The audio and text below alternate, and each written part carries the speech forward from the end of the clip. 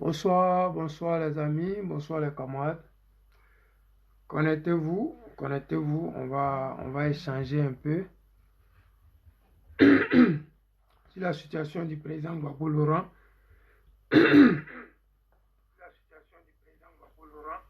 Donnez-moi juste une seconde que je partage.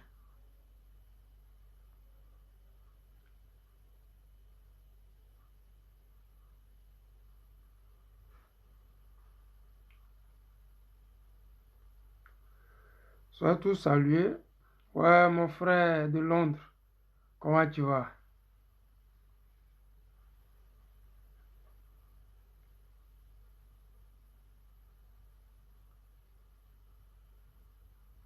Je vais juste partager, hein, les amis. Donnez-moi une seconde. Voilà. Donc, je vais rapidement partager. Puis bon, on va échanger parce que le RHDP, ils ont trop les foutaises, bled. Ils prennent les Ivoiriens pour des idiots, bled. Sérieux. Soyez tous salués, vous qui êtes là. Sylvain Ekpa de Londres, le numéro 1 de Ekpa, sois salué, frérot. Partagez, vous qui êtes là. Moi, je vais juste partager 2 secondes le temps que...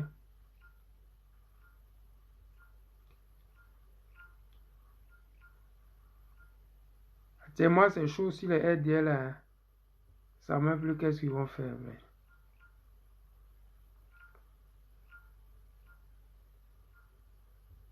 Bon, je crois que ça peut aller.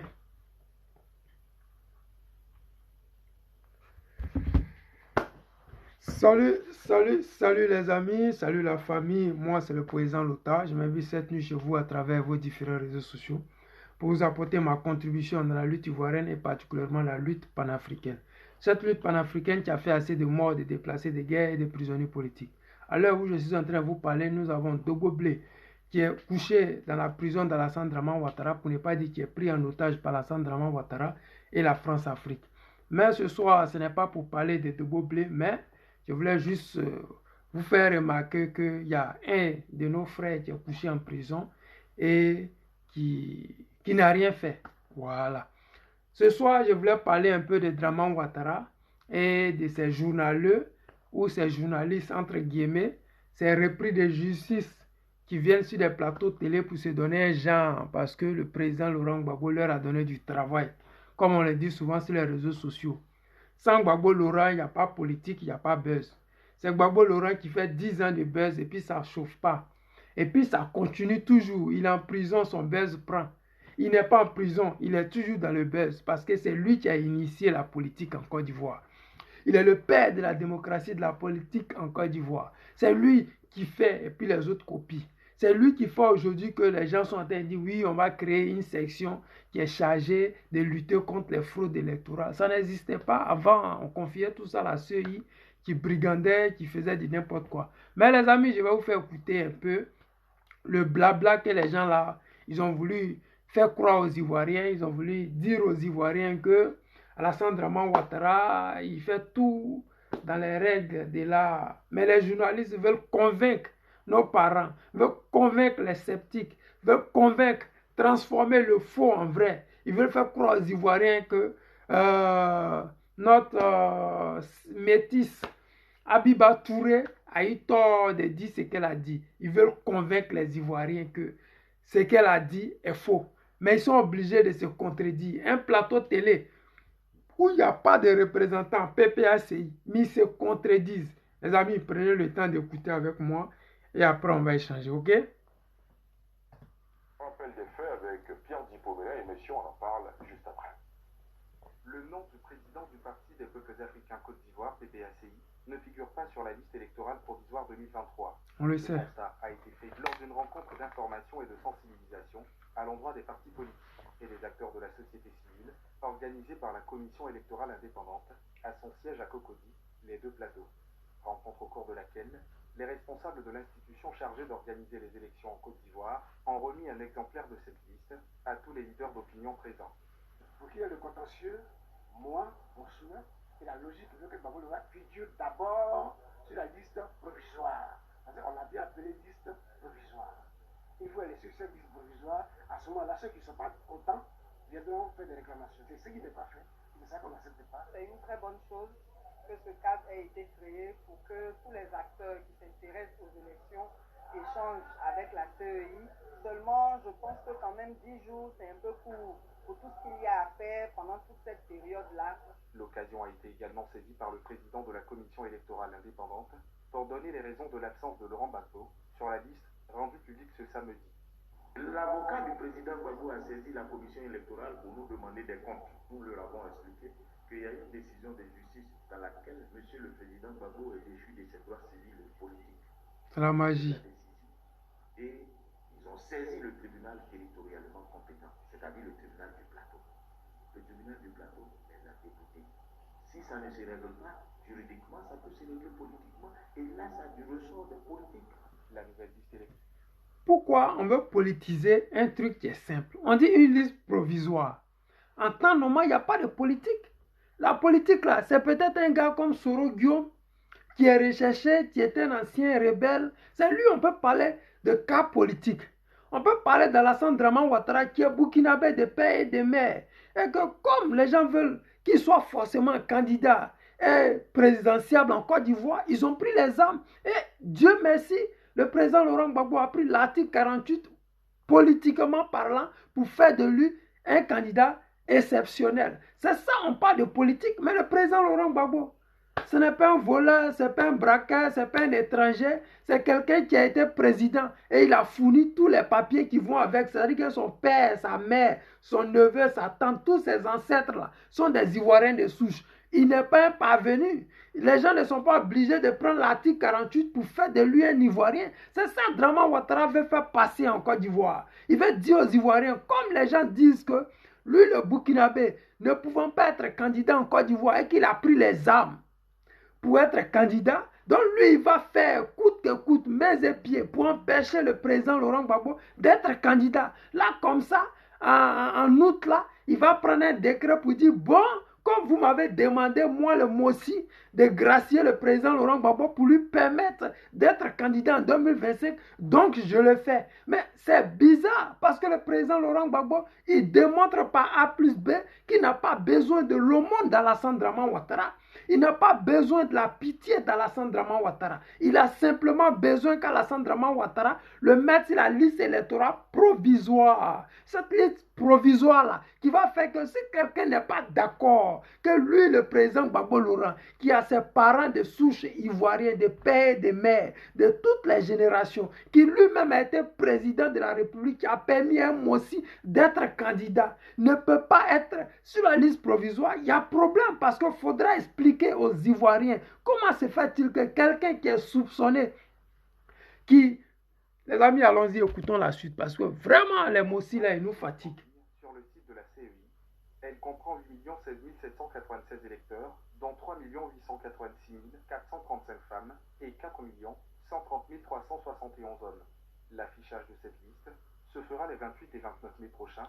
Les réclamations et contentieux, eux, auront lieu du 1er au 10 juin 2023.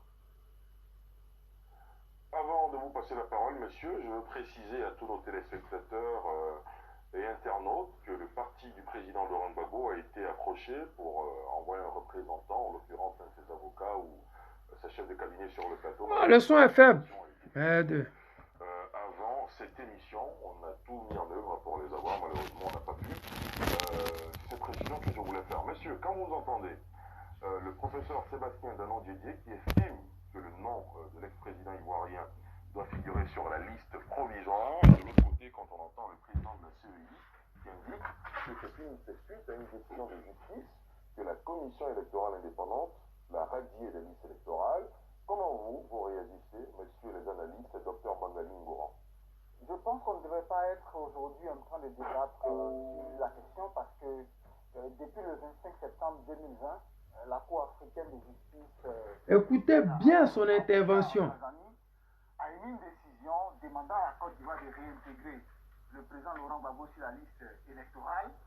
Alors, je pense que s'il y a une chose sur laquelle tous les acteurs politiques sont d'accord, que ce soit ceux du pouvoir comme ceux de l'opposition, c'est que les institutions supranationales, parce qu'elles évoluent en dehors du contexte ivoirien, ont, disons, cette présomption d'échapper aux pesanteurs politiques qu'on peut peut-être souvent reprocher ou en tout cas soupçonner des juridictions nationales. Alors, pour vous donner un exemple de façon simple et claire, dans la lettre que le président de la République de Côte d'Ivoire adresse au procureur de la CPI le 3 mai 2011, il utilise deux mots pour justifier la raison pour laquelle il demande à ce que la CPI se saisisse du dossier de la crise post-électorale. Il demande que le procureur mène des enquêtes indépendantes et impartiales. Je pense que dans le poids des mots, le plus important souvent, c'est le non-dit.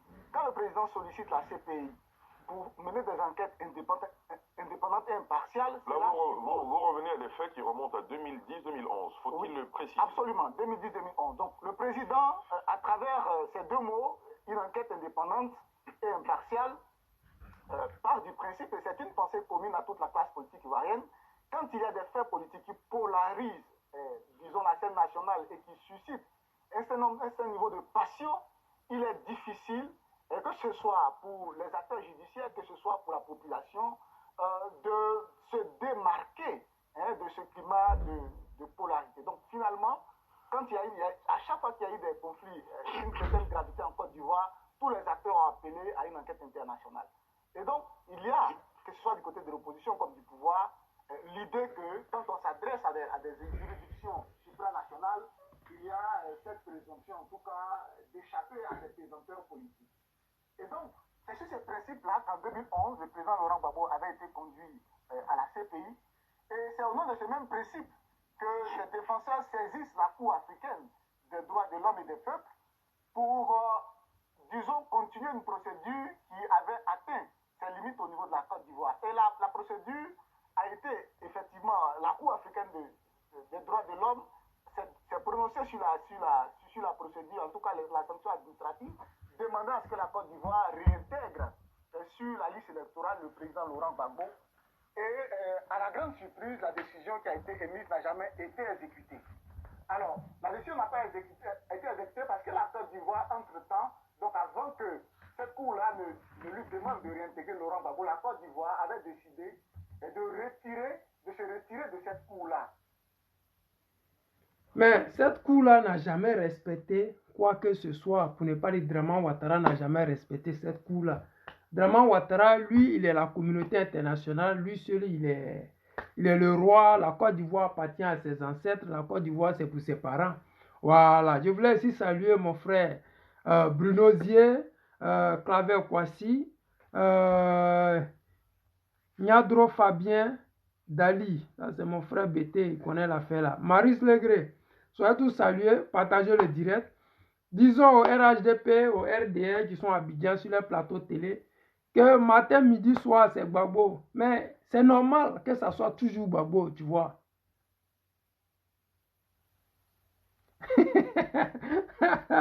Ah, les maudits des RDR. Vous êtes des rebelles, vous voulez vous donner un genre ici. Mais il faut circuler. Ici, là, on parle aux Ivoiriens de souche. Celui qui ne trouve pas sa place ici, il dégage. Donc, comme je le disais, sur les plateaux télé, eux-mêmes se contredisent. C'est-à-dire qu'il n'y a pas un seul élément du PPACI sur ce plateau télé-là. Mais vous avez entendu comme moi. Le droit africain, la Cour africaine a demandé à ce qu'on réintègre le président Laurent Gbagbo sur la liste électorale provisoire. Mais les gens veulent transformer ça en genre, Gbagbo fait pitié, Gbagbo fait l'aumône, Gbagbo est en train de demander, Gbagbo ne demande rien. Comme depuis le président Laurent Gbagbo, nous là, on est venu trouver les guides dans ça. Il nous a poussé à rentrer dans la politique. Il nous a poussé à aimer la politique. Parce qu'il ne le fait pas nous partageant de l'argent. Il ne le fait pas parce qu'il veut faire le buzz. Je vous ai toujours dit, le président Laurent Gbagbo, pourquoi les Ivoiriens l'aiment tant? C'est parce qu'il utilise toujours la loi. Les gens ont voulu le mettre dans l'émotion des histoires de foyer et consorts, mais il a toujours mis la loi au devant des choses. Quand tu mets la loi au devant des choses, c'est comme si tu as mis Dieu dans ta vie. Comme les chrétiens aiment si bien le dire. Quand tu mets Jésus-Christ dans ta vie va bien.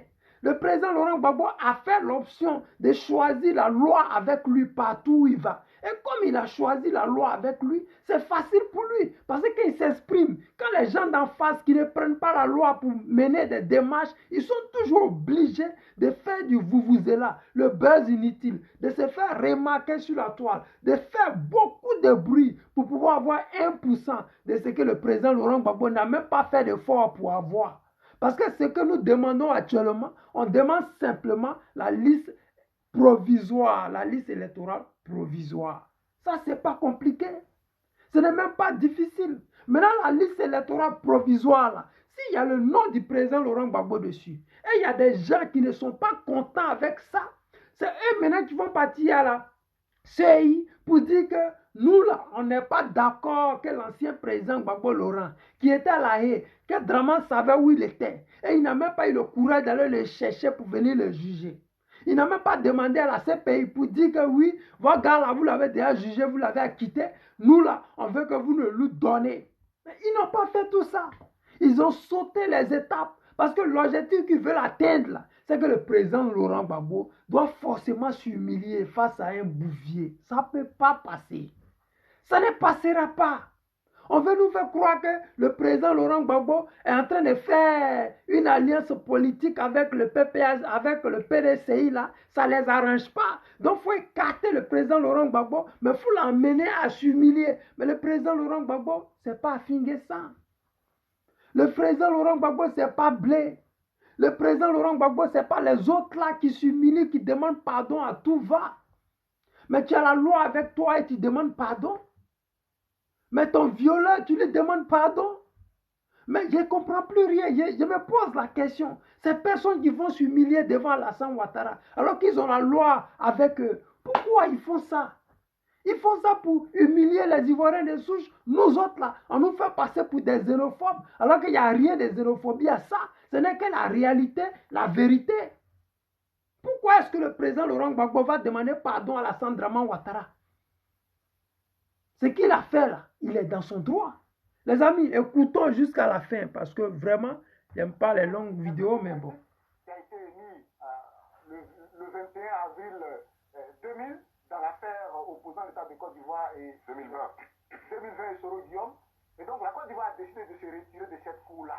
Mais le problème c'est que, étant donné qu'il y a un préavis d'une année, la décision de la Côte d'Ivoire de se retirer ne prend effet, donc elle ne doit plus exécuter des décisions que seulement après un an. Donc la décision émise concernant Laurent Gbagbo qui est intervenu le 25 septembre 2020 devait être exécutée à partir du moment où cette décision est tombée avant le 21 avril 2021. Alors si la décision n'est pas exécutée, j'aimerais poser la question de savoir qu'est-ce qui s'est passé. Est-ce qu'il y a une interférence du politique du gouvernement dans l'exécution de cette décision qui était opposable à la Côte d'Ivoire?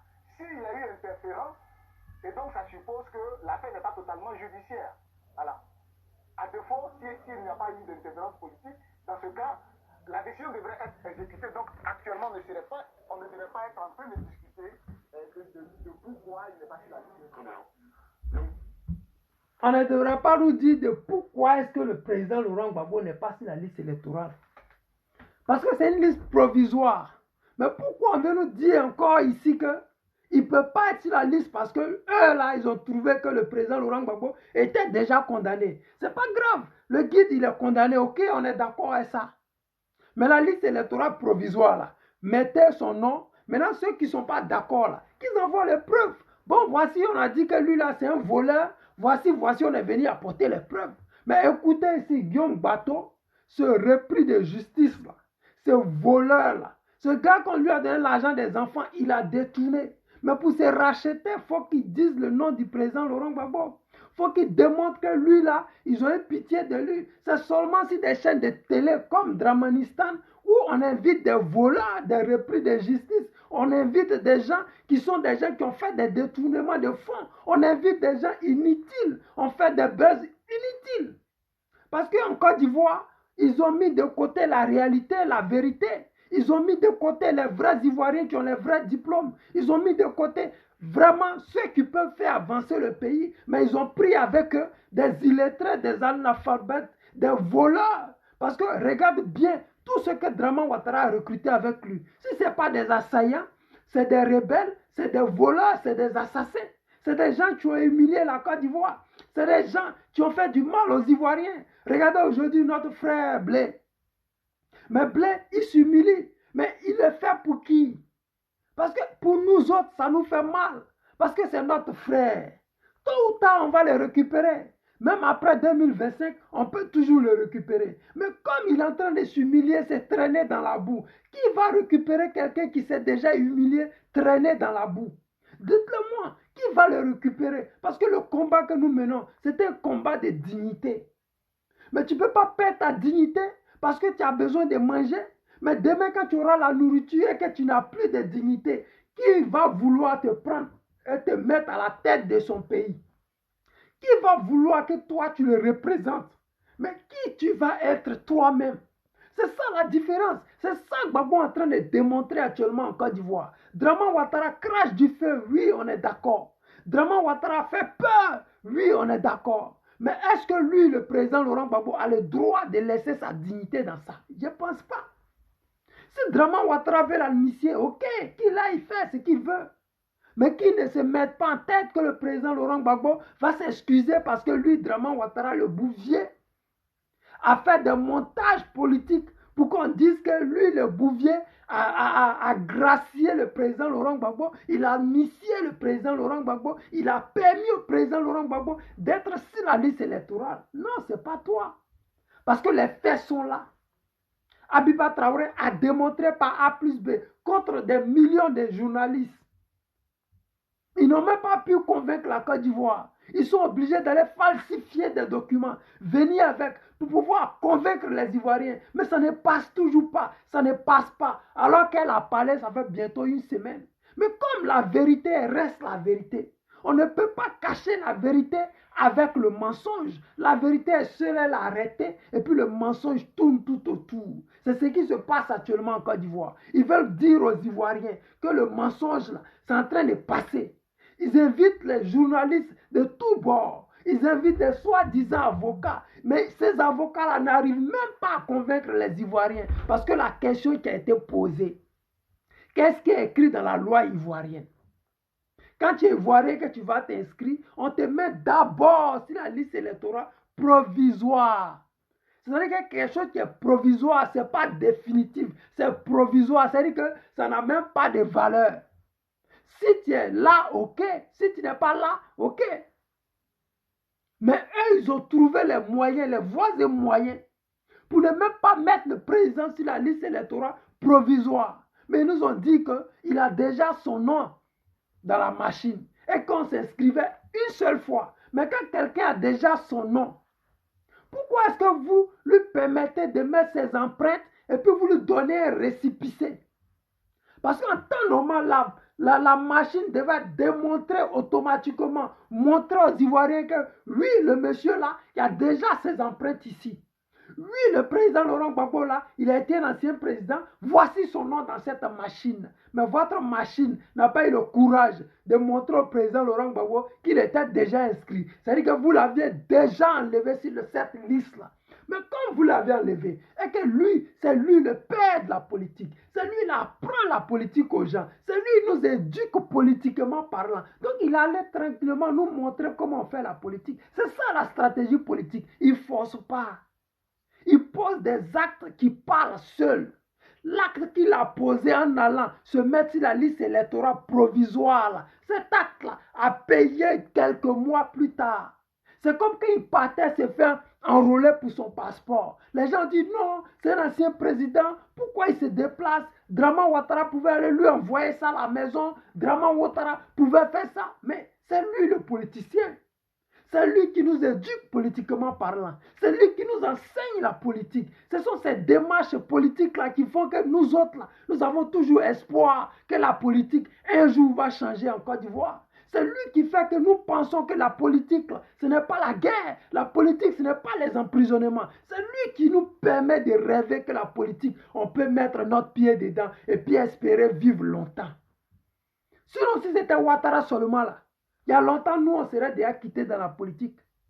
C'était Ouattara, Soro Guillaume et consort. Il y a longtemps, on enlevait parce que, quand on parle de politique, ça veut dire agresser les gens, emprisonner les gens, brutaliser les gens, égorger les gens. faire du n'importe quoi, geler le compte des gens. C'est ça la politique d'Alassane Draman Ouattara. Diviser pour mieux régner. Affaiblir les foyers pour pouvoir régner sur eux. Emmener les Ivoiriens à s'appauvrir pour pouvoir s'enrichir sur eux. Il a rendu la politique tellement amère qu'aujourd'hui, les gens ont peur de la politique. Mais le président Laurent Gbagbo nous a donné espoir. Il nous a fait rêver et continue de nous faire rêver. Ça fait que nous autres là, on est là, on sait que c'est risqué. Mais quand on regarde le guide agir, se comporter, démontrer aux gens que la politique, ce n'est pas la violence, on s'est dit si le président est dedans, à 76 ans là, c'est que nous là, on peut espérer être à côté de lui. Oui, j'ai toujours dit dans le château du Père, il y aura toujours des indépendances dehors où ses enfants lointains viendront habiter. Nous tous, on ne peut pas être dans le PPACI. On ne peut pas être délégué, président, ainsi de suite. Mais on peut être autour. Les amis, le président est en train de démontrer aux gens là que la politique, c'est comme ça se fait. En Belgique, ils ont dit non, va pas t'humilier, c'est humiliant, tu devais avoir le passeport diplomatique, tu es un ancien président, c'est ça la constitution dit, et ainsi de suite, et ainsi de suite.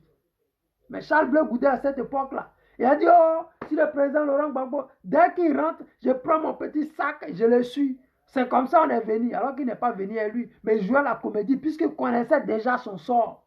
Il était dans un game que lui seul connaissait. Mais bon, hélas, on n'est pas là pour ça, mais on va avancer.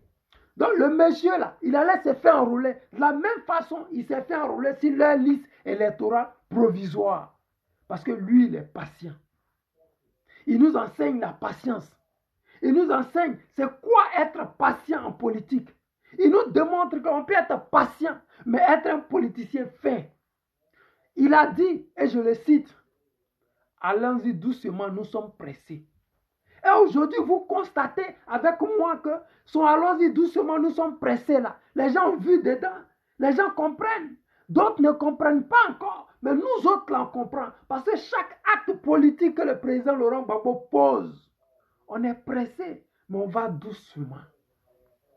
C'est-à-dire que quand il va s'enrôler, les gens ne font pas attention. Ils se disent, oh, il va faire quoi? Il y a 20 ans sur lui.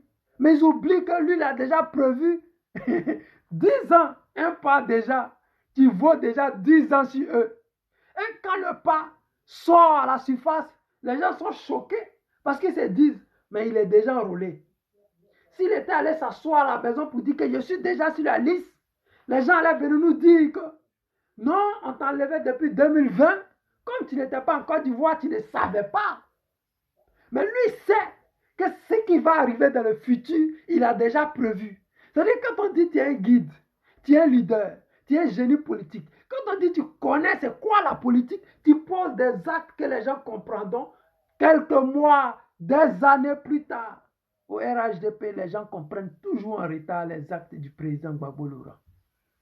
Dans la politique ivoirienne et panafricaine, les gens comprennent toujours en retard les actions du président Laurent Gbagbo. Quand Gbagbo demandait à la France de s'en aller, que ce soit le Mali, le Burkina, les gens nous disaient qu'on était xénophobes. Les gens ont dit que le président Laurent Gbagbo et les Ivoiriens sont xénophobes. Les actes que le président Laurent Gbagbo a posés 20 ans en arrière, aujourd'hui, sont repris par Assimi Goïta, par Traoré du Burkina Faso. Mais les gens ne comprennent jamais quand le président Laurent Gbagbo pose un acte. Mais pourquoi ils ne comprennent pas? Parce qu'on ne peut pas comprendre la vision de Dieu. Si tu comprenais la vision de Dieu, mais tu seras couché à la maison peinard et tu attendras le jour de ta réussite. Mais Dieu, il fait les choses pour démontrer aux gens que là où tu t'attends moins, là, c'est là-bas que lui te donne ta réussite. Le président Laurent Gbagbo, au moment où les gens ne comptent pas qu'il va poser un acte, il le pose. Mais les gens ne croient pas en cet acte-là. Mais quand ça se réalise, les gens se rendent compte que ouais, le guide a parlé, il a frappé fort. Aujourd'hui, regardez les plateaux télé. Les gens ne parlent que du président Laurent Gbagbo. Alors que ce n'est pas Gbagbo Laurent qui a parlé. C'est Abiba Traoré qui a seulement parlé. Abiba Touré, excuse-moi. C'est elle qui a parlé, ce n'est pas Gbagbo. Mais ce qu'elle a parlé, ce n'est que la loi qu'elle a déposée devant les gens. Elle n'a pas demandé l'aumône. Elle n'a pas demandé que le président Laurent Gbagbo s'excusait. Elle n'a jamais dit ça. Elle a dit que voici ce que la loi dit. Et le président Laurent Gbagbo, étant un visionnaire, il avait déjà prévu ça. Et comme c'est le gars qui fait les choses en son temps, il a fait son truc 3 ou 4 mois passés. Voici 2 jours là, c'est arrivé. C'est devenu poteau pour Draman Ouattara. Et c'est humiliant tellement pour Alassane Draman Ouattara, lui le guide suprême. Lui qui crache le feu. Lui qui fait peur à tout le monde. Lui qui fait trembler l'opposition de la mangécratie. Lui qui permet aujourd'hui à tous les enfants du Nord de partir en exil. Lui qui a emprisonné tous les Ivoiriens du Nord de souche en prison. Parce que ces personnes-là, ces idiots-là, on leur avait dit que oui, quand tu es nordiste, ça veut dire que Gbagbo ne t'aime pas. Mais Gbagbo ne vous a jamais chassé, sa femme est nordiste. Mamadou Koulibaly était le numéro 2 du pouvoir du président Laurent Gbagbo. Kone Katina était le porte-parole du président Laurent Gbagbo. Est-ce qu'on peut détester les nordistes comme ça? Non. Mais le problème avec ces personnes-là, c'est que c'est des manipulateurs. Nos parents du Nord se sont laissés manipuler par Soro Guillaume, mais aujourd'hui qui est en train de payer ça. Mais comme Dieu ne dort pas, quand vous faites du tort aux gens qui vous font du bien, Dieu, il va vous montrer ça le triple. Les gens vont manger shawarma en Turquie. Ils vont apprendre à préparer shawarma en Turquie. Ils vont tout faire en Turquie. Mais 2025, on va revenir au pouvoir. Et comme le président Laurent Gbagbo, c'est lui qui rassemble. Il nous a appris à rassembler. Il nous a toujours dit, venez à moi, vous qui êtes assoiffés de démocratie. Ah, le guide. Il nous emmène à lui. Parce que c'est lui la lumière. Il nous emmène à lui pour nous apprendre la politique. Il nous emmène à lui pour pouvoir enseigner la politique aux gens. Les gens parlent de politique. Ils sont dans la politique. Ils veulent faire la politique. Mais ils ne savent même pas par où commencer. Mais je vous dis, payez les livres du président Laurent Gbagbo. Écoutez les vidéos du président Laurent Gbagbo. Et vous verrez que la politique, ce n'est pas la brutalité d'Alassane Draman Ouattara. La politique, ce n'est pas dire des choses qu'on ne fera pas. La politique, c'est de s'adapter à chaque action, à chaque moment de sa vie. Regardez la vie du président Laurent Gbagbo. Il s'est toujours adapté à chaque situation qui se présentait devant lui. Il s'est adapté à la CPI. Il s'est adapté à Alassane Draman Ouattara. Il s'est adapté aux Ivoiriens. Parce que le président Laurent Gbagbo, il parle le Noussi. Le président Laurent Gbagbo, il parle aux Ivoiriens. Ah, son avocat est du Nord. Mon frère, merci beaucoup. Esprit semaine.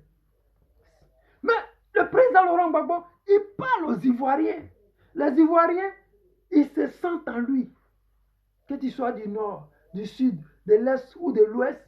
Quand le président Laurent Gbagbo parle, mais ce qu'il dit là, ça fait écho dans toute la Côte d'Ivoire.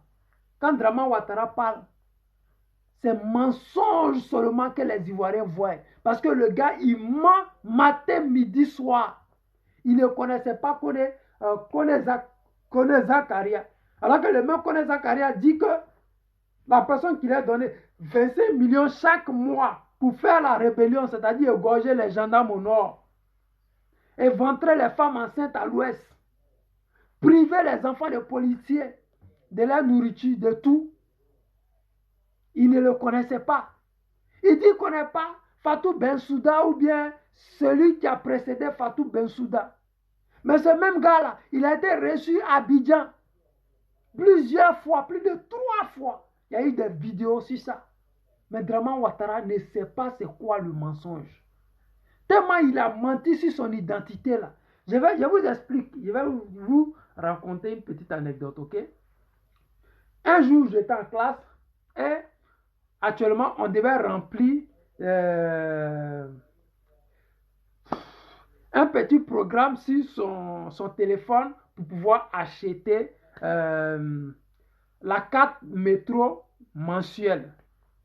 Maintenant, il y a une fille qui vient me voir et qui me dit, bon, aide-moi à remplir ma fiche.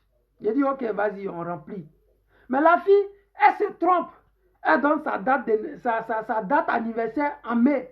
Et je lui dis, hé, mais on a la même date anniversaire, c'est super ça. En même temps, elle me dit, oh, je me suis trompé, pardon. La date n'est pas en mai, mais c'est plutôt en septembre. Il dit, mais toi-même, ta propre date d'anniversaire, tu ne connais pas? Elle dit, non, laisse ça. C'est le même cas d'Alassane Draman Ouattara. Alassane Draman Ouattara, comme il est habitué au mensonge, il ne fait plus la différence entre le vrai et puis le faux. Il ne sait plus c'est quoi qui est vrai, c'est quoi qui est faux. Maintenant, comme le président Laurent Gbagbo est toujours là pour mettre la ligne méridienne, il est obligé, même s'il il penche un peu à droite, le président Laurent Gbagbo le ramène à la vérité. Et comme lui, il ne peut pas s'empêcher d'employer la brutalité, il est obligé de séquestrer les Ivoiriens, brutaliser les Ivoiriens, prendre des plateaux télé en otage. Parce qu'aujourd'hui, quand tu regardes ces journaleux-là s'exprimer sur des plateaux télé, tu te poses la question de savoir de quoi est-ce que ces personnes parlent. Est-ce que c'est des guides qui sont en train de parler? Parce que si c'est de Gbagbo Laurent qui parle, le président Laurent Gbagbo, lui, ne force pas.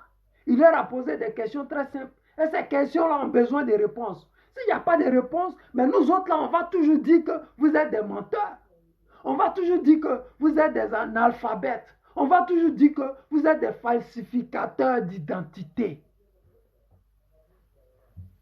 Comme vous êtes habitués à falsifier les identités, mais vous êtes obligés de retirer les vrais Ivoiriens sur la liste électorale. Parce que vous vous dites, ah, si on enlève les Ivoiriens, ça ne fait rien. Parce qu'au nord actuellement, là, on dit qu'il y a la guerre au Burkina. Donc les gens qui sont en train de venir là, Draman Ouattara va leur donner la pièce d'identité. Mais le pire, quand tu leur donnes la pièce d'identité, ce n'est pas parce qu'il va leur dire que votez pour moi. Mais en même temps, il fait passer ces personnes-là pour des victimes du président Laurent Gbagbo qui lui déteste ces personnes. Mais en quoi est-ce que le président Laurent Gbagbo va détester des gens qui demandent l'asile en Côte d'Ivoire? En quoi? En quoi est-ce que le président Laurent Gbagbo va chasser des Burkinabés qui viennent en Côte d'Ivoire se chercher? Je vous ai dit que dans la ville, quand tu marches, il faut laisser des traces. Quand tu marches et que tu croises des bonnes personnes qui ont des bonnes idées, tu verras que la vie n'est pas aussi compliquée que ça. Nous avons croisé Awa Dombelo, le ministre Awa Dombelo, à Berlin. Je n'oublierai pas cette date. Le ministre nous a bien expliqué. C'est-à-dire que des millions d'étrangers même qu'on a en Côte d'Ivoire. Il suffit seulement qu'on industrialise le secteur du cacao de la Côte d'Ivoire. On va multiplier par 20 notre budget de souveraineté. J'ai dit par 20, c'est-à-dire qu'on va être des multimilliardaires en Côte d'Ivoire. On va seulement qu'industrialiser le secteur du café-cacao. Il n'a pas dit ni de la NACAD, ni de l'EVA. Il n'a même pas parlé du pétrole, à plus forte raison du gaz. Il vous a seulement parlé du cacao. Ça va multiplier par 20. Donc imaginez un instant. Le président Laurent Gbagbo qui vient au pouvoir en 2025 et il confie ce secteur industriel-là à M. Awa Dombelo. Le ministre Awa Dombelo, les amis, imaginez ce qu'il a fait en Russie, ce qu'il a fait en Guinée, ce qu'il a fait dans tous ces pays africains. Il va démontrer aux Ivoiriens qu'on peut faire mieux que ça. On n'a pas besoin d'aller prendre crédit matin, midi, soir pour faire des routes. Les routes là, on peut les financer nous-mêmes avec notre argent. Mais quand on prend crédit, c'est comme ça votre data va augmenter matin, midi, soir. Quand on prend crédit, c'est comme ça on va vous mettre dehors parce que les maisons sont devenues 60 000. Un studio qui coûtait 25 000, 30 000 avant, c'est devenu 60 000. Pourquoi? Parce que le gouvernement s'est super endetté. Ils ne peuvent plus subventionner des choses qui peuvent arranger les Ivoiriens. Ils ne subventionnent plus la vie quotidienne des Ivoiriens, alors que les Ivoiriens payent des taxes pour ça. Mais le président Laurent Gbagbo dérange. Comme il dérange, il faut l'empêcher d'être candidat en 2025. Parce que le projet de gouvernance du président Laurent Gbagbo, ça fait rêver l'Afrique. Et c'est ça qui fait qu'aujourd'hui, quand ils regardent au Mali, les Maliens veulent prendre leur indépendance. La Côte d'Ivoire a eu son cacao qui a coûté à 1500 francs le kilo. Draman Ouattara, l'économiste super puissant. La Côte d'Ivoire n'est pas divisée en deux, mais le cacao de la Côte d'Ivoire ne peut pas le payer à 500 francs actuellement où je suis en train de vous parler. Pourquoi est-ce que ce n'est pas possible? Parce que ceux qui sont dans ces différents postes, dans ces différents ministères, c'est des analphabètes. C'est des parvenus. Regardez Kakabe, en même ministre de la Réconciliation. Kakabe ne travaillait nulle part quand il a été nommé ministre. C'est-à-dire qu'on prend quelqu'un comme ça pour le plaisir. Parce que le mec a trahi la Côte d'Ivoire, on le nomme ministre. Et c'est ça, aujourd'hui, qui fait courir certaines personnes comme Charles Blé Goûté. Parce que plus tu trahis les Ivoiriens, plus tu es capable de devenir ministre dans le gouvernement d'Alassane Draman Ouattara. On ne prime plus sur l'honneur, sur la démocratie, sur la justice. Non, on prend les bons à rien pour les transformer en stars. Regardez en Côte d'Ivoire aujourd'hui, des plateaux télé, mais là, ma vidéo là, les gens ne peuvent même pas partager. Pourquoi? Parce que Facebook a décidé de restreindre tous les gens qui sont capables de conscientiser l'Afrique. Je vous jure, si j'étais en train de danser là, vous allez voir ici les 120 abonnés, 120 connectés. J'ai près de 7000 abonnés. Mais regardez, vous êtes 30. Ça fait pitié, mais c'est ça, on est dedans. Quand tu dis la vérité, tu n'as pas besoin de faire ta publicité. Le président Laurent Gbagbo n'a jamais eu besoin de faire sa publicité. C'est nous qui voyons la vérité là. C'est nous, on vient dénoncer. Et c'est la vérité. Le fait qu'on dénonce cette vérité-là, les gens nous envoient des messages de menaces. Les gens nous détestent. Les gens disent qu'on est xénophobe. Vous pouvez traiter les Maliens de xénophobes? Je ne pense pas. Est-ce que vous allez traiter les Burkinabés qui sont en train de tirer le diable par la queue des xénophobes? Je ne pense pas. C'est la vérité qui fait courir ces Burkinabés. C'est la vérité qui fait sortir ces Sénégalais. C'est la vérité qui fait qu'Assimi Goïta aujourd'hui est dans le cœur de tous les Africains.